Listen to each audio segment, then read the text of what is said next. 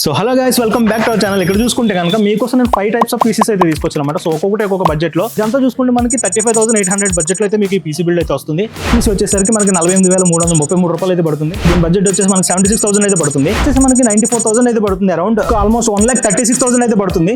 So mid range నుంచి లో entry level నుంచి కూడా తీసుకుంటే మన ప్రో లెవెల్ వరకు నేను 5 పీసెస్ అయితే ప్రిపేర్ చేశాను. సో అవన్నీ కూడా మీకు ఇప్పుడు చూపించేస్తాను చూడండి. సో మనం ఎంట్రీ లెవెల్ పీసీలో చూసుకుంటే కనుక మనం ఈ పీసీని అయితే బిల్డ్ చేసాం అనమాట. క్యాబినెట్ చూసుకుంటే యాంటీ స్పోర్ట్స్ ఐస్ 300 మెష్ అయితే తీసుకున్నాం అనమాట. వన్ ఫ్రంట్ మెష్ ప్యానల్ అయితే వస్తుంది అనమాట. సో ఎయిర్ ఫ్లో అనేది మంచి పర్ఫెక్ట్ గా అయితే ఉంటుంది దీంట్లో. సో ప్రాసెసర్ చూసుకుంటే కనుక i5 12400F అయితే తీసుకున్నాం అనమాట. దీంట్లో మనకి గ్రాఫిక్ కార్డ్ అయితే రాదు, ఎఫ్ ప్రాసెసర్ కాబట్టి. సో దీన్ని మనం డిస్క్రీట్ గ్రాఫిక్ కార్డ్ తీసుకోవాల్సిన అయితే అవకాశం ఉంటుంది. సో మనం డిస్క్రీట్ గ్రాఫిక్ కార్డ్ వచ్చేసి రైడియన్ నుంచి అయితే తీసుకున్నాం. RX 550 అయితే తీసుకున్నాం. బడ్జెట్ లెవెల్ లో మనకి ఇదైతేనే బెస్ట్ అనమాట. సో 4GB గ్రాఫిక్ కార్డ్ కాబట్టి మీరు ఎంట్రీ లెవెల్ వర్క్స్ కానీ లేదా గేమ్స్ ఏదైనా లో రెజల్యూషన్ లో ఆడుకోవడానికి అయితే మీకు ఇది సెట్ అయిపోతుంది. మదర్ బోర్డ్ చూసుకుంటే కనుక మనం MSI Pro సిరీస్ నుంచి అయితే తీసుకున్నాం. MSI Pro H610M అయితే తీసుకున్నాం అనమాట. సో దీంట్లో చూసుకుంటే కనుక మనకి 12 Gen 13 Gen 14 Gen కూడా మీకు సపోర్ట్ చేస్తుంది. సో ఫ్యూచర్ లో మీరు అప్గ్రేడ్ చేసుకోవడం కూడా మీకు ఇది బెస్ట్ ఆప్షన్ అవుతుంది. సో నెక్స్ట్ SSD చూసుకుంటే మనం స్టోరేజ్ కోసం SSD అయితే పికప్ చేసాం. ఎందుకంటే స్పీడ్ అయితే మనకి మెయిన్ ఇంపార్టెంట్ కాబట్టి SSD 500GB అయితే ఒకటి తీసుకున్నాం. మన అడాప్టర్ నుంచి అయితే తీసుకున్నాం అనమాట. అండ్ వీటన్నిటిని పవర్ చేయడానికి మనం పవర్ సప్లై యాంటీ స్పోర్ట్స్ నుంచి అయితే చూస్ చేసుకున్నాం అనమాట. 650 వాట్స్ అయితే చూస్ చేసుకున్నాం. సో తర్వాత మనం గ్రాఫిక్ కార్డ్ అప్గ్రేడ్ చేసిన ప్రాసెసర్ అప్గ్రేడ్ చేసినా కూడా మనకి సపోర్ట్ చేసేలాగైతే ఫ్యూచర్ ప్రూఫ్ అయితే మనం ఇదైతే తీసుకున్నాం అనమాట. సో ఇదంతా చూసుకుంటే మనకి 35,800 బడ్జెట్ లో అయితే మీకు ఈ పీసీ బిల్డ్ అయితే వస్తుంది. సో మీకు ఇంకా బడ్జెట్ ఉంది, ఇంకా నెక్స్ట్ లెవెల్కి వెళ్దాం అనుకుంటే మనం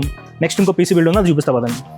నెక్స్ట్ ఎంట్రీ లెవెల్ బిల్డ్ అయితే మనం చూసుకోవచ్చు అనమాట. సో ఈ పీసీ వచ్చేసరికి మనకి 48,333 రూపాయలు అయితే పడుతుంది. మరి దీంట్లో ఏంటి స్పెషల్ అనేది మనం చూసేద్దాం అనమాట. సో క్యాబినెట్ చూసుకుంటే కనుక మనం MSI నుంచి అయితే తీసుకున్నాం. MSI Forge 130A అయితే తీసుకున్నాం. దీంట్లో చూసుకుంటే మనకి 4 ARGB ఫ్యాన్స్ అయితే వస్తుంది. అండ్ ఫ్రంట్ అండ్ టాప్ కూడా మనకి మెష్ డిజైన్ అయితే ఉంటుంది అనమాట. సో ఈ పీసీ బిల్డ్ కి మనం Ryzen ప్రాసెసర్ అయితే వాడుతున్నాం అనమాట. సో చూసుకోవచ్చు AMD Ryzen 5 5600X అయితే తీసుకున్నాం. సో ఇది వచ్చేసి 6 core 12 thread ప్రాసెసర్ అనమాట. So 1080p gaming and multi tasking కి ఈ పీసీ అయితే మీకు బెస్ట్ ఉంటుంది. సో దానికోసం మనం మదర్ బోర్డ్ చూసుకుంటే కనుక Asus Prime A520MK అయితే తీసుకున్నాం అనమాట. సో ఈ ప్రాసెసర్ కి మనకి ఇదైతే సెట్ ఉంటుంది. గ్రాఫిక్ కార్డ్ చూసుకుంటే కనుక కలర్ఫుల్ మనం 3050 అయితే తీసుకున్నాం. ఇది వచ్చి 6GB graphic card. And games కూడా మనం మిడ్ లెవెల్ లో మంచిగా ఆడుకోవచ్చు. 1080p లో మీరు గేమింగ్ చేసుకోవడానికి మంచి ఫ్రేమ్స్ అయితే మీకు వస్తాయి. అండ్ దీంట్లో మనం స్టోరేజ్ చూసుకుంటే కనుక WD బ్లూ అయితే యూస్ చేసాం. 500GB SSD అయితే యూస్ చేసాం అనమాట.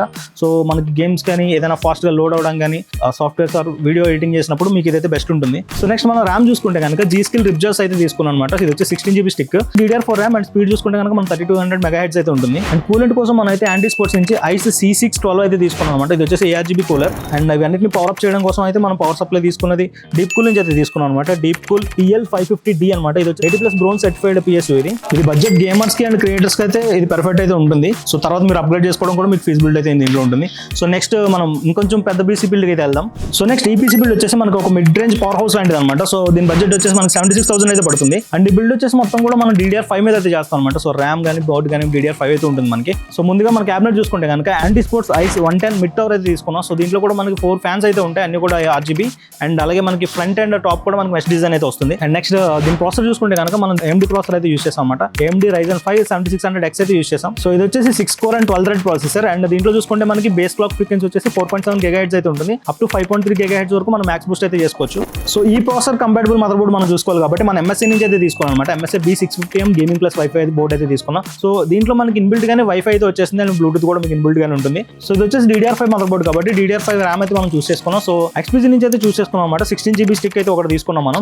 ఇది వచ్చేసి 6000 MHz స్పీడ్ అయితే ఉంటుంది దీంట్లో. సో స్టోరేజ్ చూసుకుంటే కనుక మనం క్రూషియల్ నుంచి అయితే 1TB SSD అయితే తీసుకున్నాం. M2 SSD ఇది వచ్చేసి సో క్రూషియల్ P3+ అయితే తీసుకున్నాం అనమాట. ఇది వచ్చేసి 1TB. అండ్ కూలెంట్ కోసం మనం యాంటీ స్పోర్ట్స్ నుంచి అయితే ఒక కూలెంట్ అయితే తీసుకున్నాం అనమాట. ICE C612 V2 అయితే తీసుకున్నాం అనమాట. సో ఇది కూడా RGB కాంపోనెంట్ కాబట్టి ఎస్థెటిక్ వైజ్ చూసుకుంటే మనకి ఇంకా మంచి లుక్ అయితే ఇస్తుంది పీసీకి. సో దీంట్లో గ్రాఫిక్ కార్డ్ చూసుకున్నట్టయితే కనుక మనం దీంట్లో కూడా 3050 యూస్ చేసాం, కానీ దాంట్లో యూస్ చేసిన 6GB, దీంట్లో యూస్ చేసి మనం 8GB యూస్ చేసాం అనమాట. ఇది 8GB VRAM కాబట్టి దానికన్నా పర్ఫార్మెన్స్ ఎక్కువ ఇస్తుంది. అండ్ ఇది కూడా RTX కార్డ్ కాబట్టి మీకు రే ట్రేసింగ్ అండ్ DLSS సపోర్ట్ కూడా మీకు ఇందులో ఉంటుంది. సో అన్నిటిని పవర్ అప్ చేయడానికి మనం కోల్డర్ మాస్టర్ నుంచి అయితే పవర్ సప్లై తీసుకున్నాం అనమాట. 550 watts పవర్ సప్లై అయితే తీసుకున్నాం. Colder master MWG bronze 550 V3 అయితే తీసుకున్నాం అనమాట. ఇది వచ్చేసి బ్రోన్ సర్టిఫైడ్. సో ఓవరాల్ గా చూసుకుంటే మీరు గేమర్ అయినా స్ట్రీమర్ అయినా ఎనీ పర్పస్ మీరు యూస్ చేస్తున్నా కూడా మీకు DDR5 ఫ్యూచర్ ప్రూఫింగ్ కోసం చూస్తుంటే కనుక ఈ బిల్డ్ మీకు పర్ఫెక్ట్ అవుతుంది. అండ్ అప్గ్రేడ్ చేసుకోవడం కూడా దీంట్లో మీకు ఫీజిబిలిటీ బాగుంది. సో ఇంకాస్త మీరు బడ్జెట్ పెట్టుకోగలిగితే అప్పర్ మిడ్ రేంజ్ పీసీ అయితే మీకు చూపిస్తాను అనమాట. సో పదండి. సో నెక్స్ట్ బిల్డ్ చూసుకుంటే కనుక దానికన్నా అప్పర్ మిడ్ రేంజ్ అనమాట. సో అది మిడ్ రేంజ్. సో దానికన్నా అబో ఇంకొంచెం మంచి పీస్ అయితే వస్తుంది అనమాట ఇలాంటిది. సో ఇది వచ్చేసి మనకి 94,000 అయితే పడుతుంది అరౌండ్. సో దీంట్లో మనం యూస్ చేసిన కాంపోనెంట్స్ చూద్దాం. ప్రాసెసర్ చూసుకుంటే కనుక i5 13 Gen అయితే యూస్ చేస్తాం. ఇది వచ్చేసి 10 core and 16 thread processor. So దీంట్లో బేస్ క్లాక్ ఫ్రీక్వెన్సీ చూసుకుంటే 2.5 GHz అయితే ఉంది. మ్యాక్స్ బూస్ట్ చూసుకుంటే కనుక మనం 4.6 GHz వరకు మనం మ్యాక్స్ బూస్ట్ అయితే చేసుకోవచ్చు. అండ్ నెక్స్ట్ మదర్ బోర్డ్ చూసుకున్నట్టయితే కనుక మన Asus B760M AYW వైఫై అయితే తీసుకున్నాం అనమాట. మనకి ఇందులో ఇన్బిల్ట్ గా వైఫై అండ్ బ్లూటూత్ కూడా మనకి ఇందులో వస్తాయి. అండ్ దీంట్లో మనం చూసుకుంటే కనుక M2 స్లాట్స్ 2 అయితే ఉంటాయి. అది 2 కూడా Gen 4 సపోర్టెడ్ ఉంటాయి. అండ్ ఇంటెల్ ప్రాసెసర్ చూసుకుంటే కనుక 13 and 14 Gen కూడా మీకు సపోర్ట్ చేస్తుంది. And next next graphic card చూసుకుంటే కనుక మనం జొటా గేమింగ్ నుంచి అయితే తీసుకున్నాం అనమాట. 5060 Ti అయితే తీసుకున్నాం. 50 సిరీస్ అనేది మనకి లేటెస్ట్ సిరీస్ రీసెంట్ గా లాంచ్ అయింది కాబట్టి మనకి దాంట్లోనే 8GB వేరియంట్ ఇది 8GB variant and RTX graphic card కాబట్టి దీంట్లో కూడా మీకు రే ట్రేసింగ్ అండ్ DLSS సపోర్ట్ అయితే దీంట్లో ఉంటుంది. సో ఈ గ్రాఫిక్ కార్డ్ లో మీరు గేమ్స్ అన్ని కూడా 1080p అండ్ 2K లో కూడా మీరు ఆడుకోవచ్చు. నెక్స్ట్ ర్యామ్ చూసుకుంటే మనం DDR5 ర్యామ్ అయితే తీసుకున్నాం అనమాట. సో ఈ మదర్ బోర్డ్ DDR5 సపోర్టెడ్ కాబట్టి మనం DDR5 ర్యామ్ అయితే తీసుకున్నాం. 16GB XPG నుంచి అయితే తీసుకున్నాం అనమాట. ఇది స్టోరేజ్ కోసం మనం SSD అయితే ప్రిఫర్ చేసాం అనమాట. M.2 SSD వచ్చేసి మనం క్రూషియల్ నుంచి అయితే తీసుకున్నాం P3+ ఇది అండ్ ఇది అప్పర్ మిడ్ రేంజ్ PC కాబట్టి మనం దీనికోసం కూలర్ కూడా సెపరేట్ గా అయితే తీసుకున్నాం అనమాట. యాంటీ స్పోర్ట్స్ ఐస్ గ్లో అయితే తీసుకున్నాం. సో దీంట్లో మీకు 2 ఫ్యాన్స్ అయితే వస్తాయి అండ్ దీని మీద డిస్ప్లే కూడా వస్తుంది. మీకు ఎంత టెంపరేచర్ నడుస్తుంది అనేది కూడా మీరు దీని మీద తెలుసుకోవచ్చు. వీటన్నిటిని పవర్ అప్ చేయడానికి మనం పవర్ సప్లై కూడా 650 వాట్స్ అయితే తీసుకున్నాం అనమాట. అది కూడా యాంటీ స్పోర్ట్స్ నుంచి RX 650 అయితే తీసుకున్నాం. సో ఈ క్యాబినెట్ లో మనకి ఇన్బిల్ట్ గానే 6 RGB ఫ్యాన్స్ వస్తాయి అనమాట. సో మనం అడిషనల్ ఫ్యాన్స్ వేసుకోవడానికి ఛాన్స్ ఉంది బట్ మనకి ఇవి సరిపోతాయి అండ్ అడిషనల్ గా మనకి దీంట్లో 2 ఫ్యాన్స్ వస్తాయి కాబట్టి అది ఇంకా మోర్ దెన్ ఎనఫ్ అవుతుంది దీనికి. సో ఈ బిల్డ్ మొత్తం చూసుకుంటే కనుక మనకి ఆల్మోస్ట్ 94,000 అయితే అవుతుంది. సో దీనికన్నా మన నెక్స్ట్ బిల్డ్ అయితే ఉంది. సో అది కూడా చూద్దాం. దాంట్లో మనం 4K కూడా చేయొచ్చు. దీంట్లో 2K వరకు మీరు అయితే చేసుకోవచ్చు. 4K ప్రిఫర్ చేసే వాళ్ళకి నెక్స్ట్ బిల్డ్ అయితే చూపిస్తా పదండి.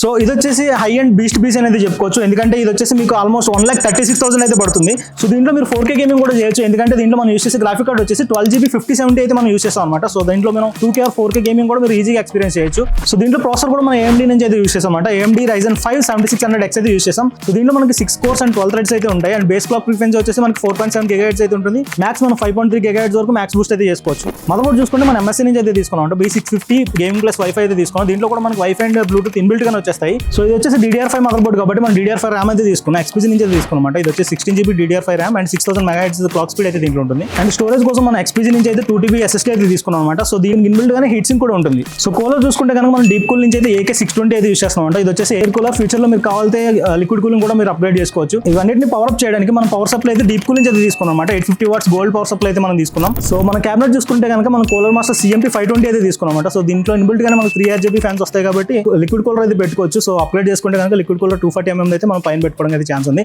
సో ఈ బిల్డ్ వచ్చేసి మీరు 4K 2K గేమింగ్ అయితే ఈజీగా చేసుకోవచ్చు. స్ట్రీమర్స్ కైనా కంటెంట్ క్రియేటర్స్ కైనా మీ అందరికీ పర్ఫెక్ట్ బిల్డ్ అయితే అవుతుంది అనమాట. సో మీరు క్రియేటర్ అయినా స్ట్రీమర్ అయినా సంథింగ్ ఏదైనా కూడా మీకు ఏదైనా బడ్జెట్ లో మీకు PC బిల్డ్ కావాలనుకుంటే కనుక కమెంట్ సెక్షన్ లో నాకైతే చెప్పండి. మీకు కావాల్సిన బడ్జెట్ లో మంచి PC బిల్డ్ అయితే నేను చేసి తీసుకొస్తాను. So this is and see you in the next one.